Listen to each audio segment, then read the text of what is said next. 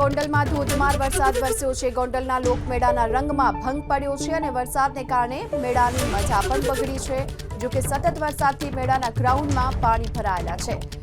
રાજકોટ જિલ્લામાં સતત બીજા દિવસે પણ વરસાદી માહોલ છે અને એવામાં ગોંડલમાં વરસાદના કારણે પાણી ભરાવાની સમસ્યા પણ ઊભી થઈ છે। આ તરફ લોકમેળાના રંગમાં પણ ભંગ પડ્યો છે। વરસાદના કારણે જે મેળાની મોજ માણવા માટે આવેલા લોકો હતા તેઓ પરેશાન થયા અને મેળાના ગ્રાઉન્ડમાં પાણી ભરાયાના પણ સમાચાર છે। ગોંડલમાં પણ સતત બીજા દિવસે ભારે વરસાદ વરસ્યો છે અને આ ધોધમાર વરસાદને લઈને મેળાના ગ્રાઉન્ડમાં પાણી ભરાયેલા જોવા મળી રહ્યા છે। એક તરફ રવિવારની રજા છે અને બીજી તરફ લોકો મેળાને મહાલવા માટે નીકળ્યા છે, પરંતુ વરસાદ વિઘ્ન બની રહ્યો છે। વધુ વિગતો મેળવીએ સંવાદદાતા પરાક્રમસિંહ જાડેજા આપણી સાથે જોડાઈ ચૂક્યા છે। પરાક્રમ, ક્યાં કેટલા પાણી ભરાયા છે અને શું સ્થિતિ? ચોક્કસ દ્રશ્ય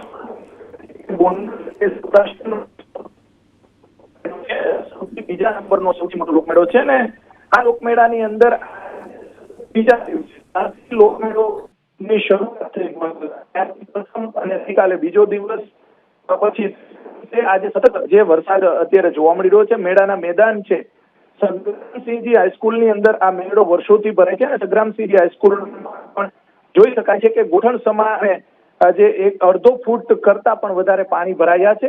ગોંડલ આસપાસના ગ્રામ્ય વિસ્તારમાં ગઈકાલે પણ ધોધમાર વરસાદ હતો। આજે સતત બીજા દિવસે ધોધમાર વરસાદ પડ્યો છે, જેના કારણે મેળાની જે મજા છે તે બગડી ગઈ છે। ગઈકાલે યુવાનો વરસતા વરસાદમાં ગરબા લેતા હતા। આજે પણ મોટી સંખ્યામાં જે લોકો પહોંચ્યા હતા મેળો કરવા માટે, પરંતુ સિવાયના લોકો છે તે મેળાની બહાર નીકળી ગયા હતા।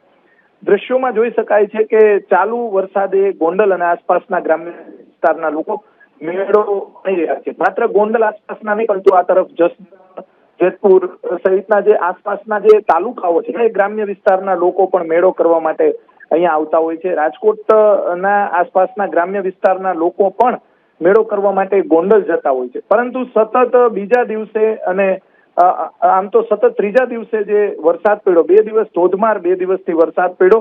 ગઈકાલે પણ ધોધમાર વરસાદ પડતા મેળાની મજા બગડી હતી અને આજે સતત બીજા દિવસે જે ભારે વરસાદ પડ્યો, જેના કારણે 1 થી 1.5 ઇંચ જેટલો વરસાદ પડ્યો, જેના કારણે મેળાની મજા બગડી ગઈ છે। વેપારીઓ ચિંતિત છે, રાઇડના સંચાલકો પણ ચિંતિત છે અને ખાણીપીણી અને અન્ય સ્ટોલના જે સંચાલકો છે એને પણ મોટા પ્રમાણમાં નુકસાન થવાની પૂરેપૂરી શક્યતાઓ છે। ખેડૂતોમાં ખુશીનો માહોલ છે। કપાસ, મગફળી, કઠોળ, અન્ય જે પાકો છે તેને વરસાદના કારણે આર્થિક રીતે ખૂબ જ ફાયદો થશે।